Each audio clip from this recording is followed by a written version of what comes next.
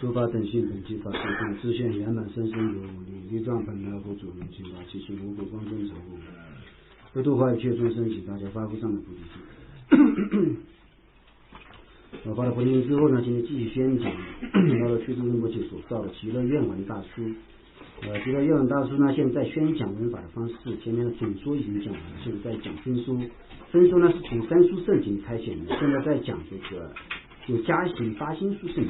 加行发心书圣的意义呢，也就是说我们在这个做心法或者做任何一个善法之前，都必须要通过这个发菩提心的方式来进行受持。那么这个发菩提心呢，有身心和发心两种。那么对于就是说是真正的概念来讲呢，应该是身心。身心的话，就是说这个菩提心应该从内心深处升起来，应该产生一种没有造作的一种菩提心。那么这个就是一种标准。那么如果我们没有达到这个量的时候呢，发心也是很重要的，在的发。那么就虽然我们内心当中还没有产生这样一种这个无造作的菩提心，我们从嘴里说也好，或者说泛泛的想一想也好，像这样的话就是也是一种善习气。那么如果这样的善习气它的这样一种这个成熟之后呢，也能够帮助我们产生真实无伪的菩提心。所以说不管在什么样呢通过造作的方式也好，还是通过非造作的方式也好，反正呢内心当中必须要产生殊胜的菩提心。今天呢继续讲这个内容，发心也需要从根本悲心中产生，悲心又需要远一切有情而升起。那么所谓的这个发心呢，发起菩提心呢，需要从根本悲心当中产生。根本悲心的意思就是说，发心的根本就是悲心就是大悲心。所以说我们如果要产生一个菩提心的话，首先呢必须要这个引发悲心。实际上就是说是这个悲心和慈心呢，就是这个一本体一凡体。那么如果说产生了悲心，绝对会产生慈心；产生了慈心，绝对会产生悲心。那么这样一种这个慈心呢，主要是娱乐方面讲的；悲心呢，主要是拔苦方面讲的。那么如果我们要拔苦的话，肯定有娱乐的这样一种这个意愿。如果有娱乐的话，必须有肯定是有拔苦的这样一种意愿。所以说实际上慈悲呢它有的时候一起讲也有一定的原因的，主要是一旦产生其中一个的时候呢，另外一个这样一种善心呢必定会跟随升起。也就是说为什么很多在讲发菩提之前呢，都是要说修持四无量心。四无量心当中有慈无量、悲无量、喜无量、舍无量。那么通过这样一种慈悲喜舍四无量尽致相对之后呢，菩提心是一以接受的。菩提心是非常容易就能够产生的。所以说此处说呢，发心必须要从根本悲心中产生。悲心又需要缘一切有情而升起。那么我们要产生悲心呢，必须要缘一切有情，缘一切有情的痛苦，缘一切有情的真实状态。真正的把这样一切有情的这样一种这个表面和它的这个实际的内涵看清楚之后就能够产生悲心。那么如果我们没有看清楚一切有情的内涵，只是看一切有情的表面呢，一切有情似乎是很快乐的有一部分有情似乎是感受这个身体的快乐或者说是心的快乐，无忧无虑的生活等等。但实际上如果我们把这样一种表面再连同它的这样一种这个本性一起观察的，这个本性不是说圣本性这个本性就是讲这个有情的世俗本性。那么如果我们把有情的世俗本性观察好之后呢，我们就知道它的因是一种无明我执，然后呢就是说是相续当中贪嗔痴是变满的。如果贪嗔痴变满之后呢，肯定会产生这样一种这个业。所以从这方面一个观察的时候呢，每一个众生都将变成产生悲心的毕竟。所以说我们悲心呢必须要缘一切有情才能够升起的。如是虚空遍布的地方充满众生，众生遍布的地方充满业烦恼痛苦。那么我们在观想的时候呢，应该这样观想：虚空无尽的缘故，那么虚空遍布的地方呢，那么这个众生就是遍满的。那么如果有众生的地方呢，绝对是以业痛苦和烦恼遍满的，绝对是有这样的。那么就是说哪一个众生没有，就说是没有这样的烦恼，没有业和没有痛苦呢？每一个众生都有。所以说他们就知道有虚空的地方必定有众生，有众生的地方必定有业烦恼和痛苦。那对这样的问题呢，必须要这个清清楚楚的观察。我们观察的时候呢，在修的时候可以首先缘一个有情，或者缘少部分的有情来做这个里里外外的观察。那么当我们从这个道理上面，从就是说它的无明我执开始观察到相续当中的烦恼业痛苦，观察清楚之后呢，我们在这个起坐的时候再看再类推其他众生的时候呢，只不过是在表面上有这些男女的差别，有似乎苦乐的差别，有一些所谓的尊卑的差别，但实际内心当中呢，或者他的真正本身来讲，全部都是痛苦、烦恼、业冲的。那么如果对这个问题能够知道的很透彻，就是说对一个有情它的本性如果知道的非常清楚的话，那么就是说类对一切有情的时候呢，就比较容易知道。那么如果我们在修的时候只是泛泛而修，对所有的众生泛泛而修，没有从这样一种表面推到他自己的这个实际的状态，那么像这样的话，我们实际上的悲心呢，也只是一种泛泛的悲心而已，没办法产生一个非常亲近的稳固的这样一种悲心。而所有众生无一不曾做过自己的父母，只是由于不断投生流转，现在认不出他们是父母而已。那么前面呢就讲到了这个我们就是说是这个一些有情发菩提心的必须从悲心来进行产生。那么首先就是说是阐释了，如果有众生绝对是有痛苦的。那么再进一步观察的时候呢，那么就是说是所有的众生他们的痛苦和自己有没有关系？就是说我们需不需要去做拔苦娱乐的事业？那么这一段呢，主要是我们宣讲说需要做。为什么需要做呢？因为所有的众生没有一个不曾做过自己的父母。那么这个轮回的时间是非常长的。如果我们的这个眼光太过于狭隘，我们就觉得呢，轮回如果只是几十万年、几十亿年如果是这样的话，那么肯定就是所有的众生不一定都做过自己的父母。但是呢，这样轮回的时间呢，它是没有开始的，没有办法通过这个就几个劫、几十个劫，那么几个无数劫，没有办法通过这个来进行衡量。所以实际上这样一种轮回，它根本看不到边际。往前推的时候，也就是我们能流转到现在，已经没办法用时间来算了。在这么长时间当中，每一个有情都有做自己父母的这样一种这个时间。实际上的可能性呢，在这个里面完全就具备，主要就是说时间无限的缘故，无量的时间当中都曾经做过自己的父母。那么只不过呢，就是说是通过不断的投生、不断的流转，现在已经认不出他们是我们的父母了，已经没办法认出来了。那不要说是在这个无始以来投生，即便是我们就是说很小的时间离开家里，然后就是说在长大之后呢，再去认父母都不一定认得出来。那么就是那离开几十年，离开10几20年都不一定认得出来，何况就是说已经投生了，而且不断的投生了。像这样的话，就是说虽然做过我们的父母，但是不一定呢真正能够认知，也就是说不容易产生一种境界。可是每一位众生当每一位众生父母的边际也没有尽头，何况说一切众生呢？一个众生当每一个众生父母的边际呢，也是没有尽头的。何况说是一切众生都做过自己的父母，这个方面呢，就说是这个也是更加没有尽头。那么我们再提醒就是说是这个道友们，主要是在思考这个问题的时候，要把我们的这个心量无限的打开。就如果我们内心当中就是说是肯定在这个短时间当中，在这个一段时间当中，有限的时间当中，在这样的时间当中，我们说每一个众生不可能做自己的父母。但是如果把这样一种这个时间无限的往前推，实际上也是我们投生轮回呢，它的这个时间已经是没有办法找到它的边际了，没办法找到它的开始了。但这么长时间当中呢，每一个众生绝对是都做过自己的父母的。所以说呢，就是说是一切众生都做过自己的父母，就可以从这个方面呢产生一种这个了知。旁生中的牛犊、羊羔等，刚一出生便可以在牲畜群中认出各自的母亲，这也说明是无始以来的习气所致。打个就是说是比喻讲，那么就是说是在旁生当中就旁生当中就是说是这些刚刚生下来的牛犊、羊羔一出生的时候呢，马上就能够在很多的这个牛羊当中就是说准确无误的认出自己的母亲。那么这个什么原因呢？这个方面呢，当然有很多因素呢，但主要呢也是说明无始以来的一个习气所致。他无始以来有一种这样一种习气，所以说一生出来之后呢，马上就可以就是说是认出自己的母亲。这是一种一种这个例子从这个例子呢，也可以帮助我们产生一定的定义。当然这个只是从一个部分一个方面讲的。那么人类呢就是不一定有这样一种能力。那么就是说像牛犊羊羔等等确实呢，一生下来之后呢就能够找出来。下面就是从这样一种这个佛的这样一种从佛的就是这个经历呢说明这个问题。往昔圆满正等觉释迦牟尼佛及眷属行至途中时，路旁的一位老妇人看到佛陀后无比欢喜，一边喊着我的儿子我的儿子，一边奔跑过来准备拥抱佛陀。这时诸比丘拦住了他，世尊说他往昔曾经连续500次当过我的母亲，这是他往昔的习气，你们不要阻拦。那么在百经当中呢，这个公案也是讲的。那么就是说在这个以前呢，释迦佛和眷属去这个化缘行至途中的时候呢，路旁这个老妇人一看到佛陀之后呢，就是不由自主的产生了这个无比的欢喜心，然后呢口中一边喊着我的儿子，一边呢就跑过来想要这个拥抱佛陀。那么这个时候呢这个比丘有的时候经常讲阿难尊者或者讲诸比丘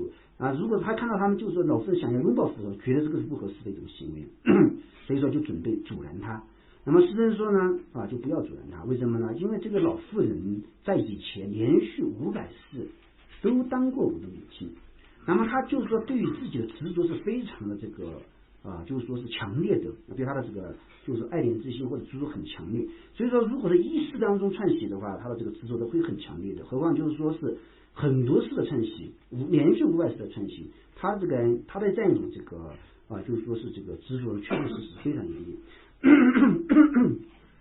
那么以前呢也听过一个道友是这样讲的，他就是说以前呢好像是没有做父亲的时候呢，好像对这个问题好像是认识不清楚。那么就是说当做父亲之后呢，只是在短短的3个月当中，对他儿子就产生我所知了。像这样的话，就是说是他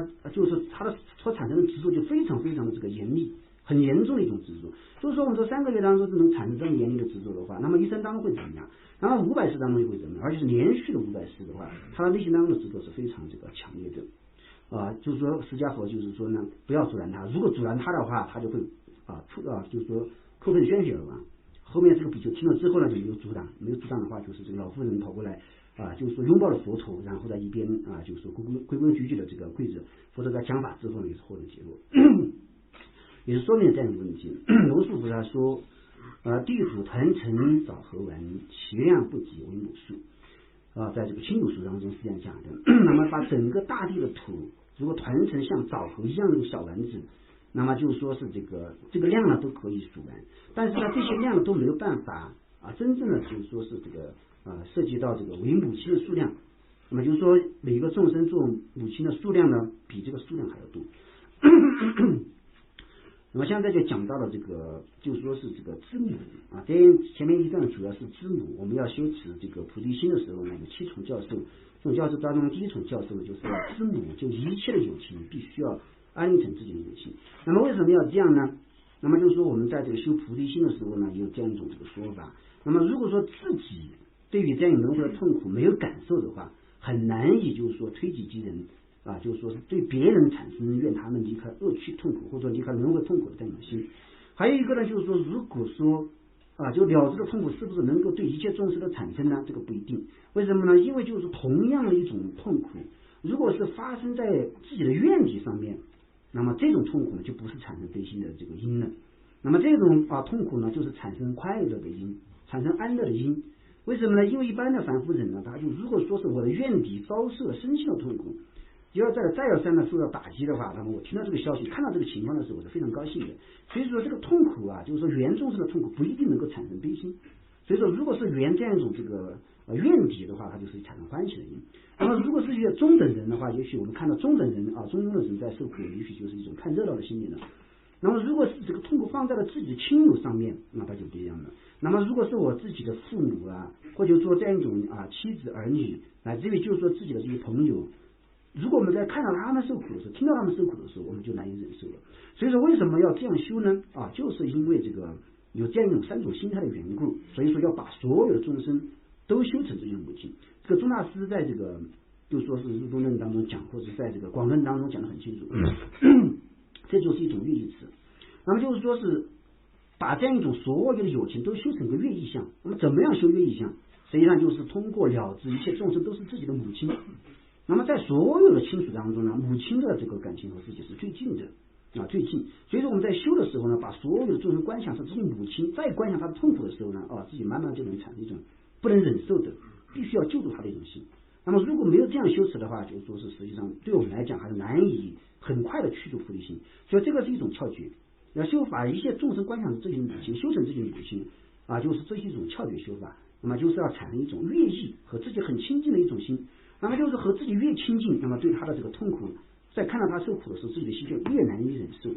所以像这样的话，第一步主要是要对以后的这样一种发菩提心做一个这样的准备。如此认识到众生都做过母亲以后，接下来就需要应愿恩的就是讲这个第一步呢，就是知母，第二是这个愿恩第二步就是验恩。验恩呢，就是观想以今世的母亲为例来推知，就是说是这个往昔这些父母对自己的恩德，然后可以产生一种报恩的心。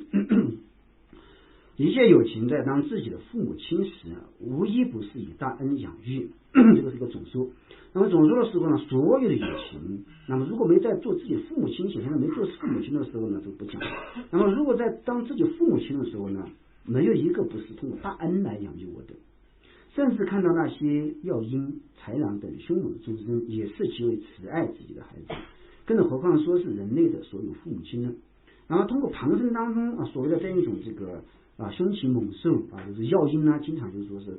就是说是吞噬其他的这样一种这个飞禽的，豺狼呢也是以杀生为义的。那么他们就是非常凶猛的众生，但是呢，对待自己儿女，在对待自己儿女的时候呢，也是通过慈爱心进行对待的。那么旁生之间，何况说人类的所有父母，肯定是一心一意的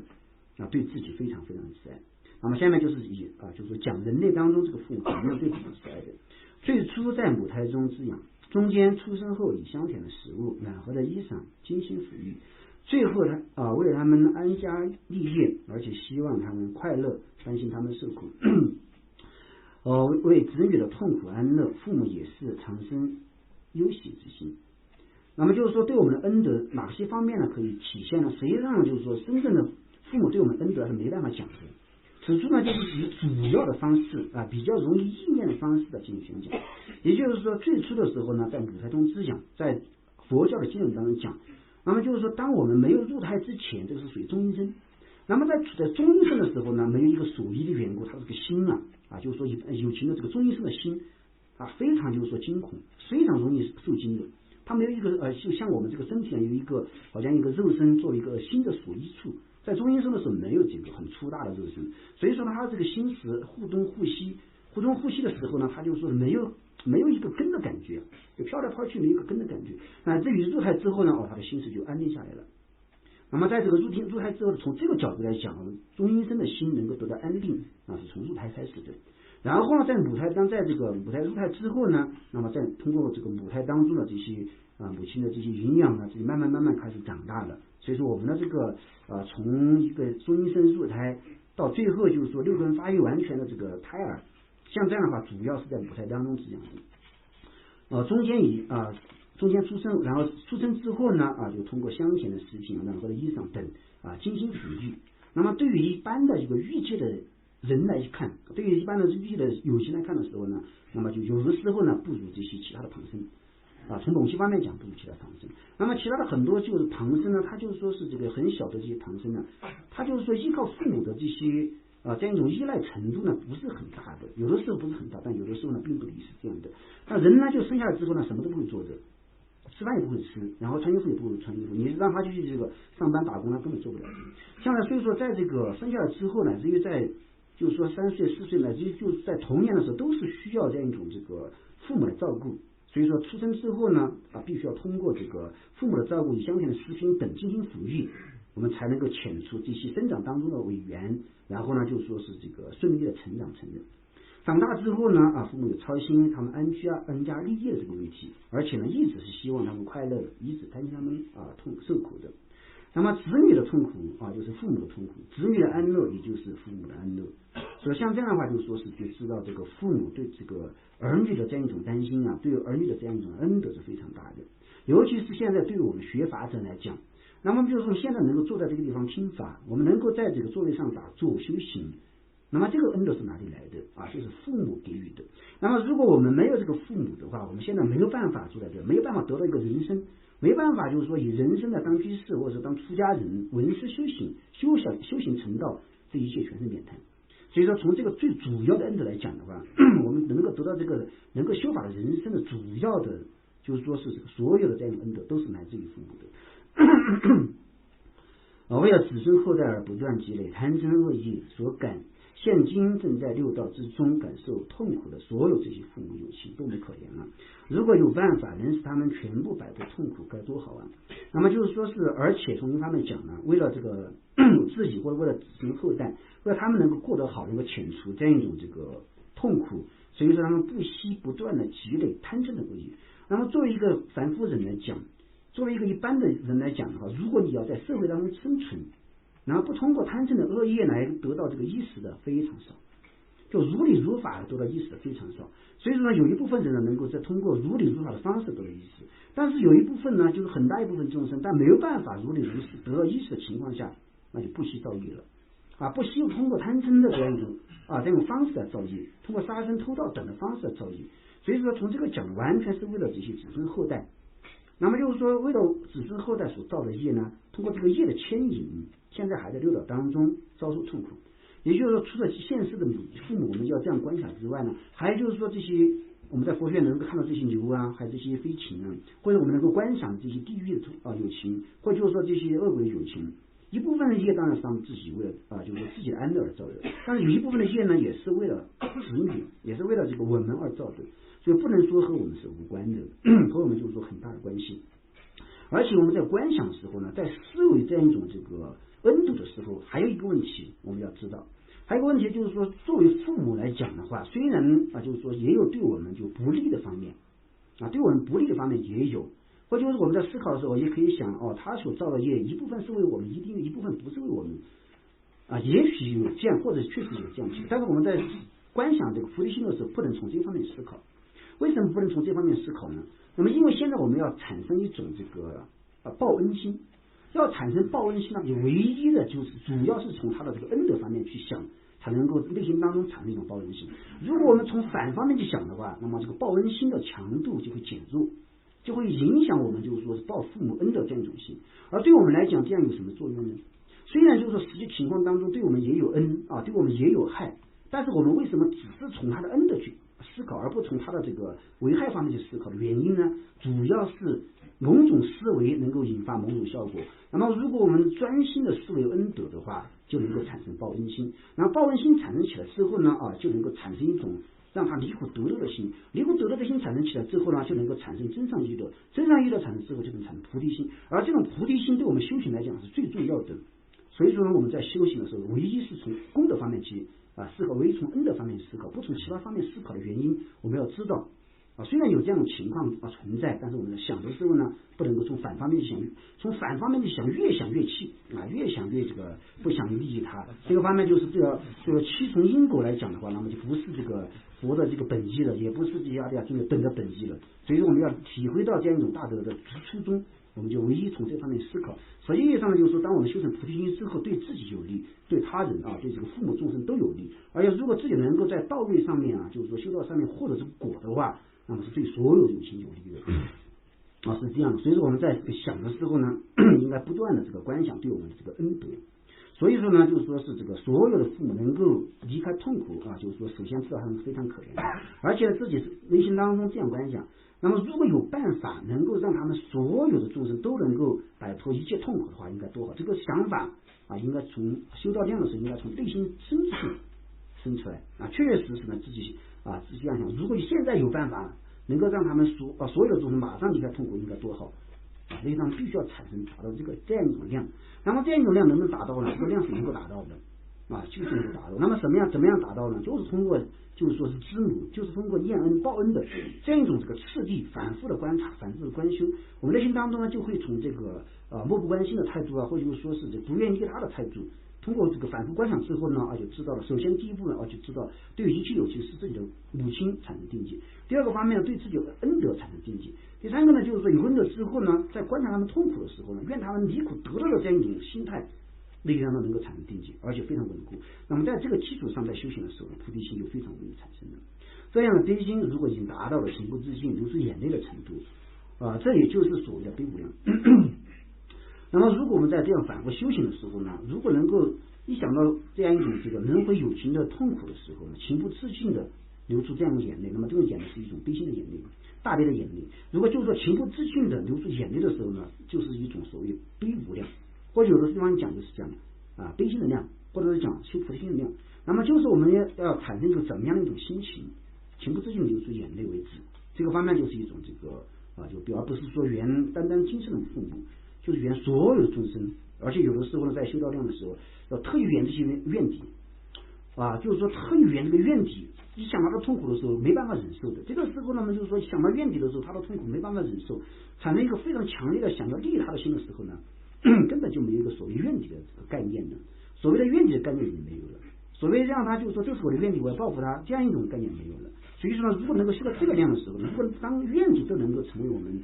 修悲心的对象的时候呢，确实这个就是一个真实的佛法。所有的怨敌在修到量的这一刹那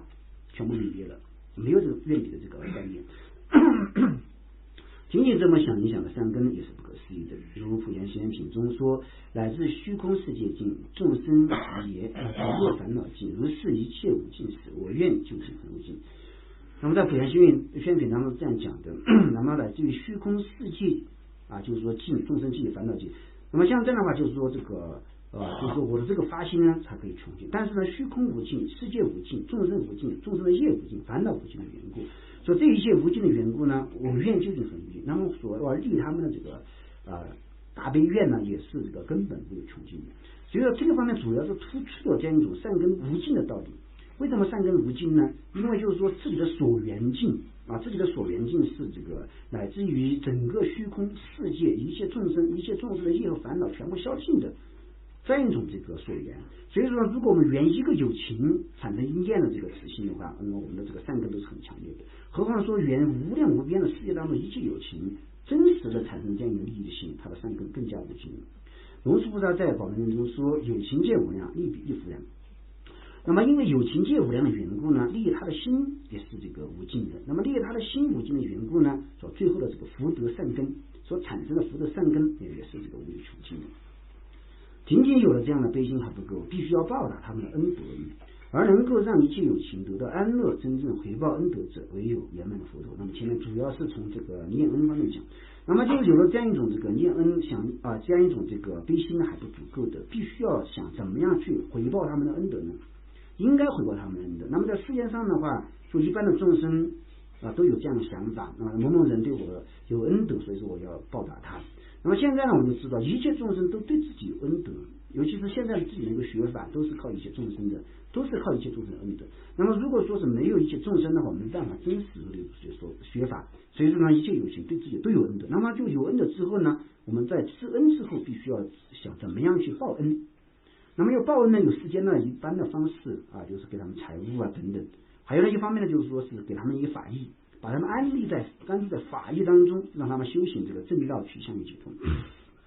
那么在这个让一切有情安住在法义当中呢，是谁最有力量呢？这方面讲的话，让一切有情得到安乐，真正回报恩德的只有圆满的佛陀。圆满的佛陀呢，能够将一切有情安住在正道中。佛陀能够知道一切有情的随眠，能够知道一切有情的根性。所以说佛陀能够就是说随机给他们演讲佛法，让他们就是说通过修行相合于自己根性的佛法而得以成就。所以说这样一种这个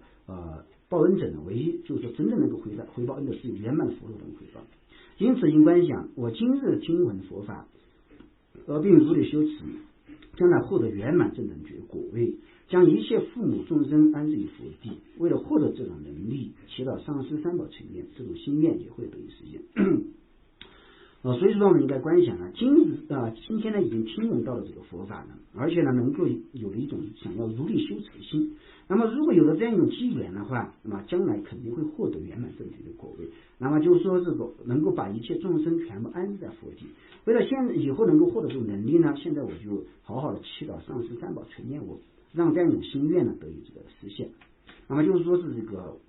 也就是说归纳起来讲，为了真正报恩的缘故呢，自己发愿成佛；为了报恩的缘故，自己发愿成佛，这个就是这个初善通过这个就是发心摄受的问题。那么如果通过7种教授来讲的时候呢，在这个报恩之后就是说升起这样一种念恩，想要报恩的这个状态之后呢就必须要产生这样一种这个慈心和悲心对一切有情产生慈心产生悲心，然后对一切有情产生慈心悲心之后，自己要想，那么一切有情这么可怜要让一切有情或者解脱，谁来做呢？这个是要产生这个真上业乐。产生真上业乐的意思就是说我来做不是说是让其他佛菩萨去做。那么真上业乐的意思就是说已经知道这些就说是众生的痛苦了，已经知道了要叫他们安置在这个就近的解脱地当中才是真正的报恩的话，那么这个就是自己就勇于发这个心。真上业乐就是说让我来承担这个责任，我来承担利益一切有情的责任这个方面就是一种真上息乐。那么在真上息乐在承担了这个责任之后呢，再进一步发愿成佛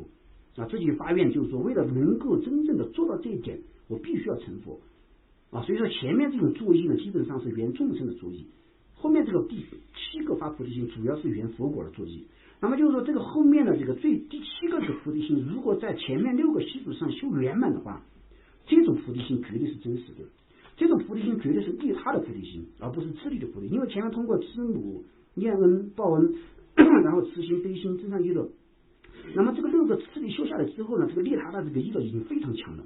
那么最后呢，就是说我要利他的缘故，我要发愿成佛。那么这种心呢，就是一种真实的菩提心。所以说，他这个七重因果教授从这个修下来的时候，他的这个一步一步，如果能修了量的话，他最后所产生的这个最后第7步所引发的菩提心，必定是清净圆满的菩提心很圆满这个就是广说了是讲，那么略说呢，就是为了利有情缘故呢，我发起成佛就是这样的。所以闻法修法一切十分如若念念不忘这一点。那么善根有方便摄持，就是加行发心殊胜，这一点至关重要。那么就是说是，如果我们在闻法的时候念念不忘救度有情愿成佛的心，修法之前或者修法的这个时间就是说不忘这一点，那么我们善根呢已经被方便摄受了。这个就是属于所谓的加行发心殊胜，那么这个是非常关键的，非常关键。那么就是说是在这个了知这个问题的时候呢，还有一点需要了知的需要进一步了知的是什么呢？就是说我们在这个修一切善法之前的话，必须要发起这个菩提心。但是我们千万不要想这个只是在做善法之前必须想一想而已不是这样的。实际上我们在想一想是引发这让自己的心态呢很纯正的一种方便。但宗喀巴大师在这个广文当中是他讲得很清楚的。那么就是有的时候呢，我们在修法的时候呢就是说在加行发心殊胜，那么只是在这个修法之前过一下把人有意的过一下之后呢，然后就修空性还是修其他的法了，好像觉得这个就是过一下的问题。那卢老师说这个不是过一下的问题，这个实际上是一种正行这个菩提心本身是一种正行。菩提心本身，我们要把内心当中产生菩提心，你必须要把它做一个正行的修作为正行的修，反复的观想，反复的观察，最后呢修完之后呢内心当中真正的是一个菩提，也就是说这个菩提心至关重要。那么到底哪方面体现出重要性来？实际上把它作为一种真正的修法，把它和空性的修法等同起来。但有的时候我们菩提心和空性二者比较的时候呢，就觉得菩提心是就是它一种前行，想一下就可以了。那么空性呢才是我主要修持的。比如说修上座修2个小时的法，修2个小时的法，也许我修菩提心只是10秒钟，但空性呢我也许花到1个半小时，或者说1个小时50分在修。那么像这样修的时候呢，虽然也是一种修法，但是呢就是说是我们有没有想到菩提心和空性是同等重要的。那么如果我们在这个我们在过就是说是10秒钟过菩提心的时候，如果只是一种相似的一种修行的话，这个方面呢还是没有了知真正菩提心的重要性。所以说在修的时候应该把这样一种菩提心做一种真实正行的进行观想，内心当中立地的通过一切的方面来引发这个菩提心，就像我们想要通过一切方面来证悟空性一样。实际上我们要通过一切方面来升起菩提心的这个方面也是非常关键。关于他不可思议的功德，在华严经等诸经部及入行论的论点中有宣说。那么他的意思就是讲这个发心，就是发菩提心的不可思议的功德。那么这个在华严经当中用很多比喻来说明菩提心的功德，在入菩提行论当中也是在的赞叹菩提心功德，尤其是在第一品讲菩提心利益，在讲菩提心利益的时候呢，也是在的赞叹的菩提心的不可思议功德。就这个以上你讲到的发心殊胜。咱们讲第2个课段呢，善根不为他缘所坏，正行无缘殊胜。那么就是说就是说中间这个殊胜呢，就是讲正行无缘殊胜。那么这个正行无缘呢有2种理解。那么就是说是这个不为他缘所坏有正行无缘殊胜，就是有2种理解方式。第一个呢，就是在听法的时候，或者在这个修行这个善法的时候呢，一心一意的去做就是非常专注的去听法，这个就是不为他缘所坏。你的这个听法的善根呢，没有被其他的缘，其他缘是什么呢？这个他缘有可能是在听法的时候打瞌睡，听法的时候呢胡思乱想，听法的时候升起恶分别，就是说你刚开始都是在听法，但是中间的时候被恶分别搅乱的，所以说你的这种善根呢已经被他缘所坏。那么如果就是说你从头到尾一心一意的听这个就叫做这个正行无缘，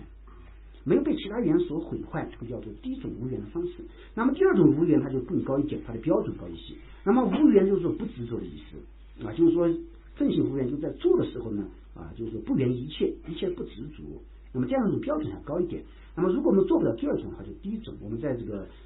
听法的时候呢，好好的听，认认真真听；修法的时候呢，好好的修就不被其他的语言所坏。这个标准稍微低一些，但是呢，就是还是对我们来讲呢很有必要，而且还是这个正确无言的一种解释。闻法时要像野兽闻声一般，修行时应如鸡牛吃草一样，自始至终始终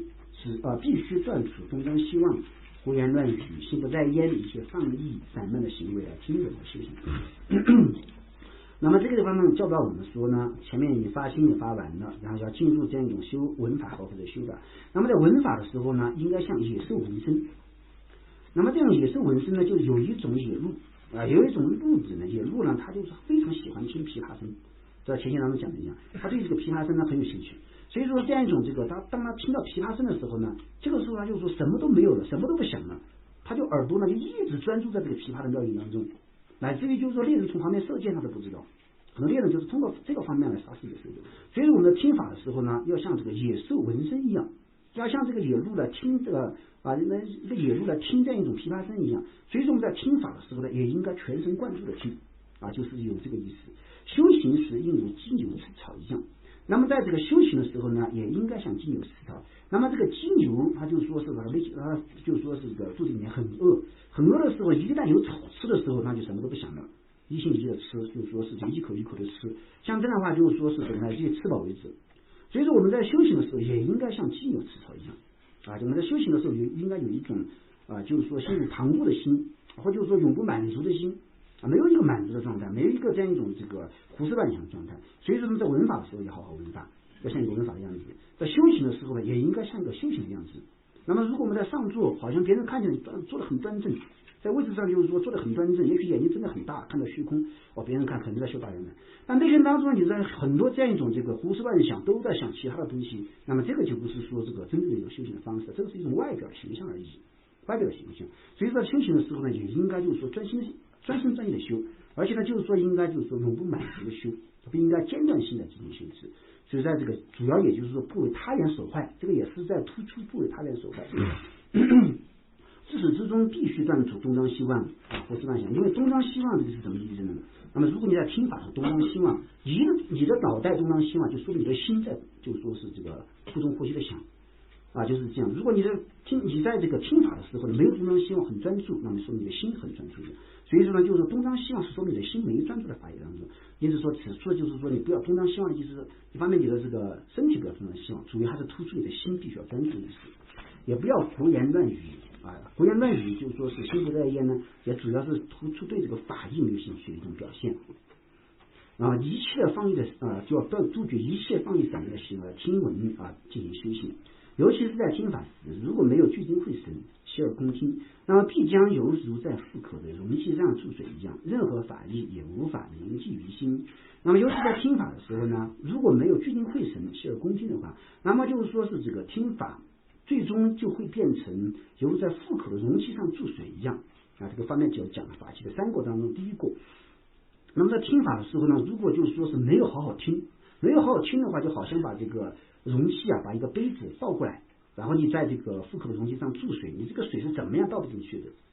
就是说这个水是怎么样没办法倒进去的。所以说好像是坐在经常当中在听，那实际上这个内心当中已经在跑到这个其他地方去了，已经到汉地，已经到其他地方去的时候呢，虽然讲是在讲，好像声音在这儿，但是呢就是永远没有进去的时候，就像在一个腹口的就是说腹口的这样容器上注水一样，没办法一点都进不到自己的心里去，所以最后也导致任何法义也无法凝聚于心。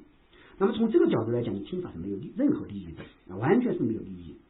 如果在此时说其语，则成为自他闻法的障碍。经中说此为舍法罪业，将转成为因。那么就是在听法的时候说其语就是说是交头接耳，或者是两个人以上说话。那么这个方面就是一种这个就是说是这个说其语的意思。那么如果是这样呢，就变成自他闻法的障碍。第一个，你在说话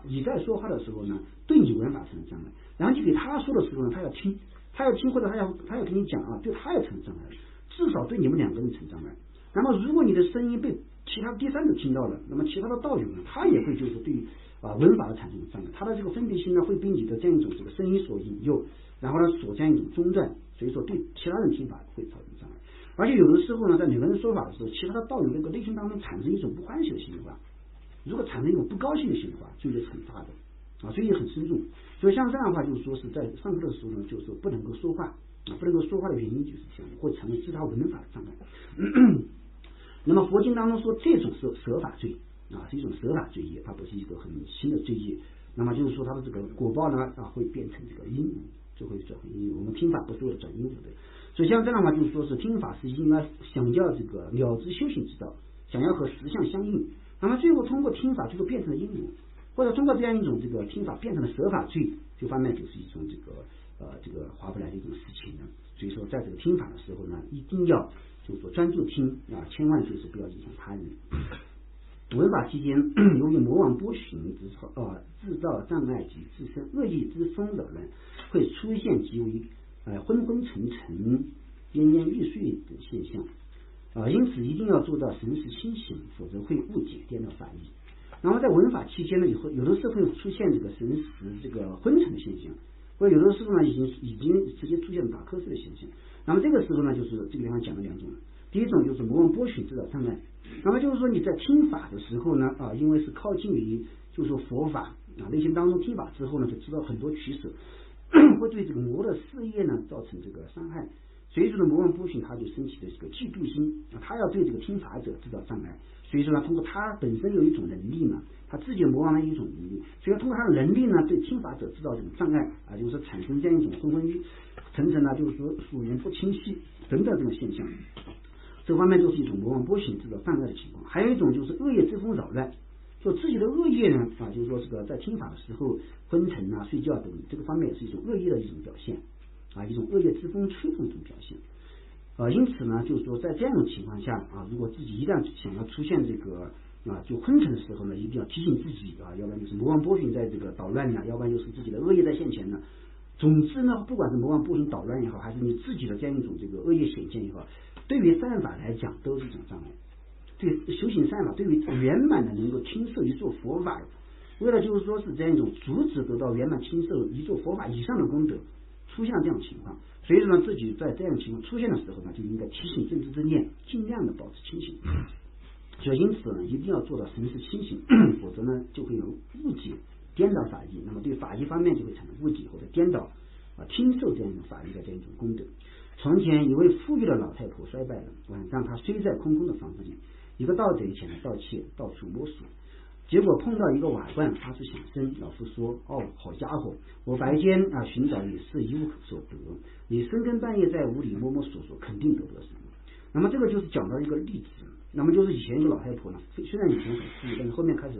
她自己衰败了，晚上她就睡在这个一无所有的房子当中在睡着之后呢，一个盗贼想偷东西，到处摸，碰到了一个瓦罐发出声音，老夫就知道是一个小偷。他就是说是这个我白天怎么样寻找也找不到，你说深夜深更半夜我们说肯定是得不到什么东西的这个方面就是一个例子。那么这个例子要说明什么问题呢？下面就讲这个，就像这个例子一样，凭借清晰敏锐的智慧也难以懂得佛法佛与法义，那么处于迷迷糊糊昏昏欲睡的状态中，又怎么能听得懂呢？因此我们一定要全神贯注的听闻佛法。那么就是说是这个在我们不睡觉的时候，就是我们保持高度清醒的状态当中，要是我们对于这个法义就是说是圆满的能够通达的话，都是很困难的。更何况说你的所缘这么不清醒就是说处在迷迷糊糊昏昏欲的状态当中，又怎么能够听得懂法义呢所以说像这样的话，就是说清醒的时候难以听懂，何况就是在这个昏沉的时候更加听不懂。就老太不是说我白天也找不到，你晚上更找不到了。所以说呢，就是说是，所以说我们一定要全神贯注的听闻法，应该对这个听闻佛法有一种兴趣，应该对于这个佛法本身有一种兴趣。佛在经中说，当专心听闻，铭记于心中，这是在讲要断除法器的三过。然后在佛经当中讲到，应该专心听闻，铭记于心中。那么这个里面讲到了这个断法器的断除法器的三过。断法器的三过呢，实际上第一个就是讲专心听闻。那么专心听闻主要是要遣除，要断除的是这个就是说听闻的时候呢，心不在焉，胡思乱想这样一种这个过失，就像腹口在这个腹口容易像注水。那么像这样的话，就是在没办法听闻的，所以用专心听闻呢，就能够断掉这个。铭记于心中，主要是断掉的是第二个。铭记于心中是断除第二种过失。那么第二种过失呢，就是讲这个，就是说是这个亦不辞亦不辞犹如这个漏气过，在前面当中讲亦不辞犹如漏气过，就是听着听着，但是你的心不记住，你的心不记，听了之后就忘掉，听了之后就忘掉，所以这个好像有一个在一个就是说下部有这个洞的这个杯子里面倒水，你倒多少最后就漏光了。所以这个就是第二种过失，所以说铭记于心中主要是断除第二个。那么间接的讲到了第三个间接的讲的是这个第三种过失。那么第三种过失就是杂读杂读过。那么杂读过呢，就是讲到了在听法过程当中，如果内心当中有这个名闻猎人心，有这样一种贪嗔痴的心等，那么有这样在这个相续当中，在这样的情况下当中听法的话，你所听的法就变成了非法的。就像一个杯子当中呢它有毒药，一个杯子当中有毒药，那么在有毒药的杯子当中倒水倒这个甘露的话，这个甘露就被这个毒药所染污，就变成毒了。所以这个就是要断除了第三种过失。也就是说，我们听法的时候要这个专心专意的听，听完之后呢听的是要尽量把这个法义记在心中，然后呢就是听的时候必须要清净的意乐的听就能够断除这个法纪的三过了。本来即便是听一句世间的语言，也需要注意倾听，更何况说佛法呢？那么此处讲呢即便是平时我们在这个听一句世间的语言的时候，如果我们没有注意听的话，都不知道对方在说什么，更何况是佛法。佛法的意义呢，比一般的世间的就是说是语言意义要就是说是这个更加的这个就是说殊胜，而且它的这个所权益呢也是更加难懂。所以说呢，我们如果说是这个不注意听的话，很难有真正的领会它的意义的。我们只有偶尔听法的机缘，不可能有反复听闻的机会。那么这个方面呢，这句话主要是提醒我们说，佛法很难闻，佛法很难闻。一旦有了听法机缘的时候呢，不要错过的意思。所以说呢，我们只有偶尔听法的机缘。我们觉得这是就经常都有听法的，但是从就是说是这个整个世间整个轮回看起来的时候呢，现在我们这样一种这个短短体验当中的这个听法的机会，也只能说是偶尔听法的机缘了。然后不可能有反复听闻的机会，不可能随心所欲的什么时候想听就能听，就要观待外缘，要观待内因。所以说呢，不可能有反复听闻的机会的。所以说，一旦有这个机会的时候呢，一定好好要去珍惜。譬如2天中只有一餐，那必然会认真使用。打比喻讲的话，如果我们假如说2天当中只能吃一顿饭，那我们对待这一顿饭肯定会非常的重视的，我们会就认认真真的去这个就是说食用它。那么同样的道理呢，就是说是我们偶尔能够听一次法偶尔能够有一点点听法的机会的时候呢，我们对这个听法的机会也应该非常的这个重视才对应该就是说认真的去听闻修行。同样千载难逢的闻法机缘是得失的关键，因此必须郑重的听受。那么这个千载难逢的闻法机缘呢，是得失的关键，就是说你要得到利益是从这儿来的，你失去利益呢也是从这儿来的。所以说呢，这个方面就是一种这个得失的关键。那么一旦有了这个听法机缘的时候，最好就能够如理如法的听受，应该必须郑重的听受。像这样就能够在这个所听的法业当中得到自己想要修持的这个方式，想要就抛弃了这样一种很多非得作业等等，都是通过听闻佛法能够了知的。如果闻法的时候能够做到一心专注听闻，修法时安住于正见等持中不外散，那就是正行无厌殊胜。那么就是说是在这个指出了讲到了正行无厌殊胜是什么意思什么意思呢？就是听法的时候呢，要做到一心专注。修行的时候呢，要安住正见的等持不外散。那么如果是这样的话，就是一种正行无缘。那么在这个正在做的正行的时候呢，如果是听法呢，主要是一心专注的听；修法的时候呢，你如果有正见，那么就是安住在正见等持当中，不散乱不外散，这个就是一种正行无缘。听起来否则最初闻法修法之心也会在中间被分别念恶缘所毁坏。那么就是说，如果没有做到听闻的时候的一心专注，修法的时候安住正见不外散的话，那么最初闻法的心，最初修法的心，在中间的时候呢，很容易被分别念恶缘所毁坏。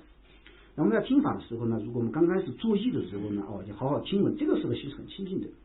但是在中间的时候呢，就是这样一种这个力量，它会闪失。这个力量一闪失之后呢，我们就会被其他的恶缘所散乱。我们要打坐的时候也是有这样一种心，有这样一种状态。那么刚开始上坐的时候呢，就觉得应该好好的这个修行这个时候呢，这个心是很难散乱的。但是一旦修到中间的时候不注意的话，这个心一下子就能够散乱，很容易就散乱了。当我们在念咒修法的时候，刚刚开始念的时候呢，这个时候容易专注；念到中间的时候呢，这个心逐渐也外散了。所以说呢，就是一种实际情况。如果没有就是说做到高度重视的话，在中间的时候很容易被分别恶缘所毁坏的。看一看听闻甚深正法有何等功德啊，自己的罪障又是多么深重啊。那么就通过这样一种观点观察起来的时候呢，我们应该仔细观察一下，看一看。那么听闻甚深正法有很大的必要性，听闻甚深正法有很多的功德，所以说应该对于这个听闻正法产生一种强烈的需求性。而且从反方面讲呢，就是说是我们在听法的时候出现了这么多的恶分别，出现了这么多的恶缘，有的时候是乃至于对这个听法，对于这个法本身都产生一种这样一种这个伪劣之心，产生一种反感心。那么像这样呢，实际上就说明我们的罪障是非常的深重。即使一生当中把所有的精力都用在轮回世间琐事上，不管再怎么辛苦劳累，也无有丝毫疲倦的感觉。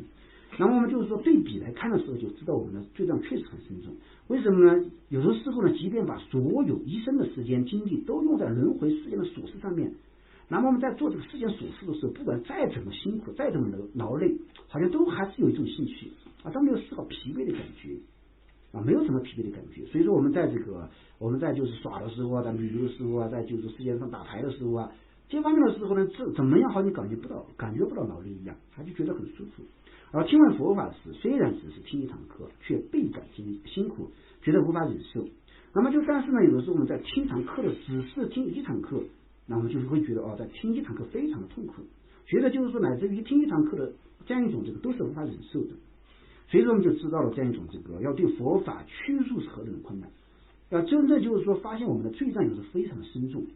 非常太深重了。这个方面呢，就是说这个法医它应该是个清凉的知识，很清凉，能够就直接的对治我们的这个很多的烦恼障碍。所以我们对于这个法医本身呢，应该觉得非常欢喜去接受才对。但是我们在听法的时候觉得非常难以这个时间呢很不好过去。像这样子实际上就是对于这样法还没有真正的趋入内心当中这个业障比较深重的表现。因此我们必须避免此类现象发生，要升起欢喜心来进行佛法。所以说要从很多方面，从方方面面的仔细思考之后呢，引申一种境界，对于听法的这样一种这个法行呢产生了境界，产生了欢喜心。那么那个当中如果真的有境界产生欢喜心之后呢，再去听法的时候就不会觉得很痛苦了不会觉得很痛苦。所以我们不能够只是批评说我们不能只是批评说你听法的时候你这样就是不好听，怎么这样有很大的过失这样是没用的。只有就是从这个不听法的过失去这个思考，听法的功德地狱去思考，就是把二者做一个最圆满的比较，最深层次的比较之后呢，我们内心当中有个取舍，就是说听法确确实实的是一种很重要的事情。那么内心当中如果产生这样的境界的时候呢，这个欢喜心才能升起来。否则的话，我们只是这样批评的是没有用的，或者我们自己就是骂自己批评自己那是没用的。你必须要在道理上想通的，在道理上说服了，把自己说服之后呢，你才真正的愿意趋入这样一种听法的法行当中去的。所以还是要通过方方面面的观察来产生境界。据佛经中记载，昔日的诸佛都曾经勤行为了三句法义而越过刀山与火海，舍身赴死求正法。佛经当中讲呢，以前的这个诸佛在这个求法的时候，有的时候仅仅是为了三句法义就能够让自己越过刀山火海，舍身赴死的去求正法。那么三句法义呢，有时4句或者3句，有时2句，乃至有的是1句。那么这三句法义呢，可以说是诸行无常，有漏皆苦，涅槃寂静。那么就是有的时候呢，就是说花费了很多的这样一种时间精力，然后来自己把自己的生命的付出之后呢，得到就是三句法就是说诸行无常，就一切有为法是无常的，有漏皆苦一切有的法绝对是痛苦的，涅槃是寂静的之行。像这样的话，就是说得到这个三句法义，或者八地果位的菩萨，为了求的一句正法，也是以生生性命来交换，付出了何等的代价。那么就是说，即便是有些时候已经获得了八地果位的菩萨呢，为了求一句正法，也可以用自己的生命来交换的。那么为了正法付出了怎么样的代价呢？那么作为我们这些愚昧无知的轮回众生，难道不需精进求法吗？那么我们和以前的诸佛来比较起来的时候，我们更有智慧吗？或者说是我们比巴利菩萨还要有智慧吗？实际上呢，就是说和这个佛因地的这个菩萨相比，我们是属于愚昧无知的众生。那么和巴利菩萨比较起来的时候，尤其是一种愚昧无知的众生。所以说呢，以前的诸佛在因地的时候都需要这个舍身赴死的求正法。那么就巴利菩萨他为了一句正法都能够付出自己的生命，他们都要这样做。那么我们这些人呢，我们的境界是远远不如他们的。我们内心当中的这个法医掌握的法医是远远不如他们的，就他们都要这样做，那么我们更要这样做的意思。难道我们不需要精进求法吗？实际上我们更加应该精进求法。那么如果我们认为不需要再进行求法了。那么这个方面呢，只能说是自己的这个对于这个法的这种修行方式或者说有一种这个愚昧无知的表现而已了。那么我们没办法和八地菩萨比，我们没办法和这样一种三地菩萨，或者说没办法和佛陀因地的这样一种修行比。所以从这方面观察的时候，我们一定要精进的这个求法，对于这个求法呢产生一种很清晰的议论。律藏中说，比丘日升起，乌鸦出叫声，农夫耕田地，星星皆啼哭，是故当精勤。然后这个就是在律藏当中讲，比丘是一个呼唤词。那么比丘嘛，你应该知道，日升起的时候，太阳升起的时候呢，乌鸦会发出叫声。那么在这个农夫呢，也会在太阳升起来之后来耕耘田地。那么这个星星呢，就会发出啼哭的叫声，是故当精进。那么实际上这个是通过比喻的方式来说明的。佛经当中有的时候呢，就是没办法直接去解释，直接解释呢就是看出什么意思的，但它里面都有隐意。那么下面就解释这个问题。太阳升起是指佛陀出现于世间，乌鸦出叫声是指讲经说法，上师善知识宣说正法，农夫耕田地表示具有福德的施主涌现，星星皆啼哭意为此时诸魔不欢喜。那么就所谓的日升起，太阳升起呢，是指佛陀出现于世间的。那么乌鸦出叫声的意思就是讲呢，在这个佛陀出现在世间之后，讲经说法的善知识开始宣讲正法。那么农夫耕田地呢，就是讲这个有福德的施主，有福德的施主呢，此处涌现的。星星皆啼哭的意思就是讲，在这个时候，就是说佛出世的时候，善知识讲法的时候，然后在农夫耕田地的时候呢，在这个施主培福的时候，这个时候呢，一切的诸魔是不欢喜的。所以说应该精进。那么就是说应该精进的意思就是说，当这个大好的时机出现的时候，你看就是说是佛法出世了，然后上师善知识也在讲法，在这个时候呢应该精进精进于法义的闻思修。还有一个意思就是说呢，当这样一种情况出现的时候呢，诸魔不喜，诸魔不欢喜，它并不是一个不欢喜而已，他要做很多障碍，他有他的能力。如果是一个一般的人，你不欢喜就坐在这就得了。但是就是魔呢，他有一种他的能力，所以他不欢喜的，他必定要做很多很多捣乱的事情。所以在这个时候呢，尤其需要精进尤其是需要精进。所以说这个方面就是对于前面的意思做一个总结，就是所引用的这个律藏当中这个一个宋史名依据呢，还是对要勉励我们对于正法要精进的意思这个时候呢，如果你不精进的话，就说是这个没办法获得法益；如果不精进的话，就是没有办法超越诸魔的干扰。没办法超越诸魔的干扰。所以说就是说是这个在这个时候当中产生一些这样一种昏神掉举产生一种不想向法的这种心态，或者想要从法业上退出来的心态的时候呢，必须要知道这个是一种这个魔的加持，这是一种恶业的涌现的这种表现，所以必须要通过祈祷上师三宝的方式或通过积极精进的方式超越这种障碍，让自己的心对于这个法产生一种踊跃之心。今天讲的这个地方。